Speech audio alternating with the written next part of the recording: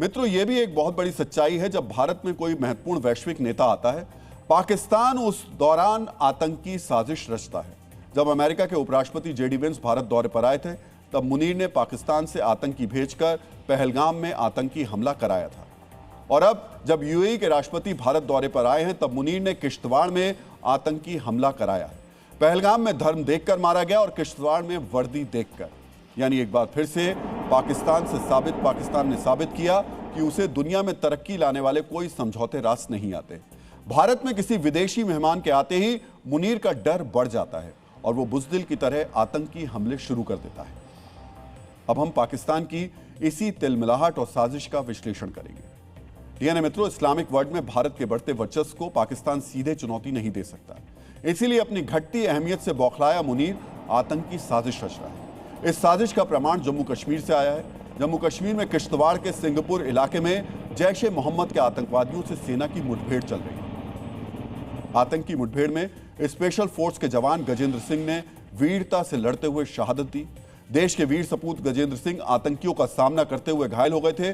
उन्हें एयरलिफ्ट कर इलाज के लिए उधमपुर आर्मी बेस अस्पताल लाया गया था। सीने में गंभीर चोट लगने के कारण उन्हें बचाया नहीं जा सका। सेना के व्हाइट नाइट कोर ने गजेंद्र सिंह की शहादत को सलाम करते हुए पोस्ट किया है। सेना ने कहा है कि गजेंद्र सिंह ने अदम्य साहस, शौर्य और कर्तव्य के प्रति निस्वार्थ समर्पण का परिचय दिया है।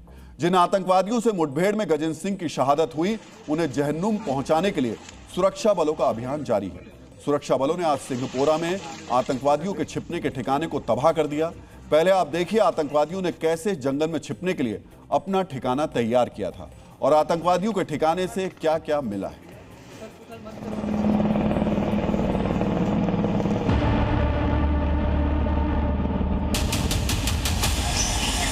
घने जंगल, दुर्गम पहाड़।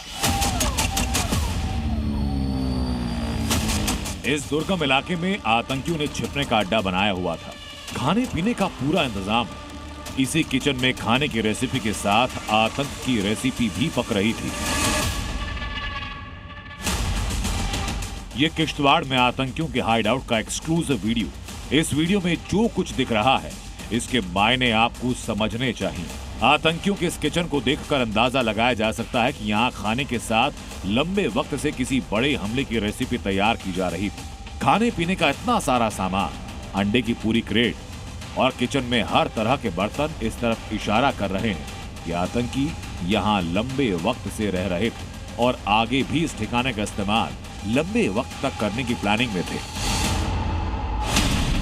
आतंकियों के इस ठिकाने के बाहर की तस्वीरें देखी। ये देखने में लग रहा है कि यहाँ कूड़ा पड़ा है, लेकिन गौर से देखने पर पता चलता है कि यहाँ सिगरेट के कई पैकेट्स हैं। करीब 5 से 6 सिगरेट के पैकेट यहाँ बिखरे हैं। इससे प्रतीत होता है कि आतंकी यहाँ कई दिनों से छिपे थे। आतंकियों को लग रहा था कि वो अपने इस ठिकाने में बैठकर आराम से कश लगाते रहेंगे, लेकिन वो भारतीय सेना की इस वैधानिक चेतावनी को भूल गए कि जो भी घाटी में आतंक फैलाने का मंसूबा पालेगा, उसे जमीन से 6 फीट नीचे गाड़ दिया जाएगा।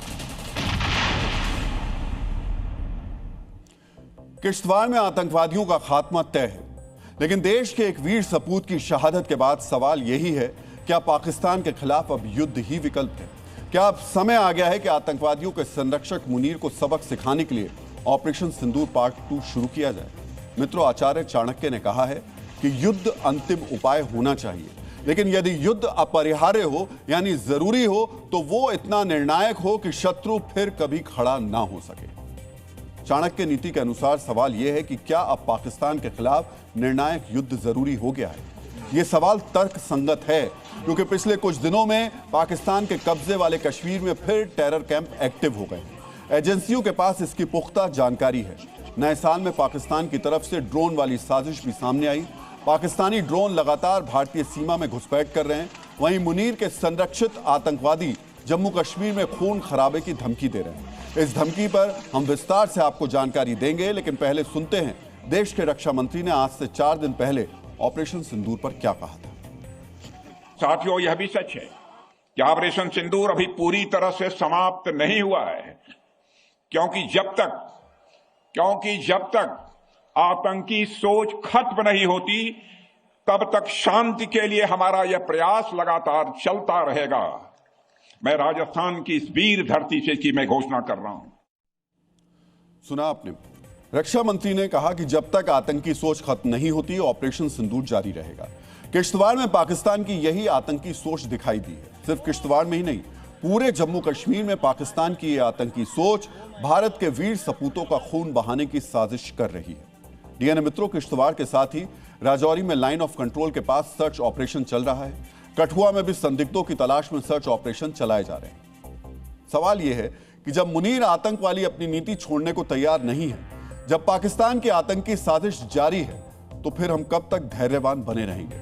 पाकिस्तान हमारे जवानों को लहूलुहान करने की साजिश रच रहा है, तब हमारे राफेल और ब्रह्मोस कब तक खामोश रहेंगे? मित्रों, राष्ट्रकवि रामधारी सिंह दिनकर ने रश्मि रथी में कहा है, वह कर्तव्य है यह कि युद्ध में मारो और मारो तुम, पर कुपंथ में कभी जीत के लिए न पाओ धरो तुम। पाकिस्तान ने भारत के खिलाफ हमेशा से कुपंथ की राह पकड़ी है। मुनीर कुपंथ के रास्ते ही भारत को हिंसक चोट पहुंचाने की साजिश रच रहा है। आतंकी कुपंथ वाली यह हिंसक नीति नई नहीं है, इसीलिए जरूरी है पाकिस्तान को अब निर्णायक सबक सिखाया जाए, मुनीर और उसके आतंकवादियों की समूल नाश किया जाए।